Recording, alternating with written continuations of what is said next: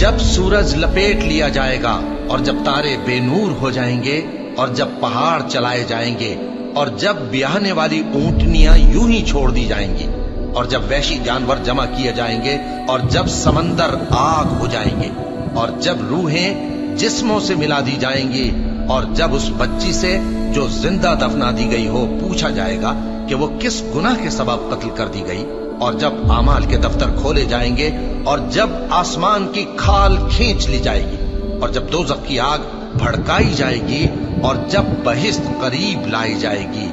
تب ہر شخص معلوم کر لے گا کہ وہ کیا لے کر آیا ہے۔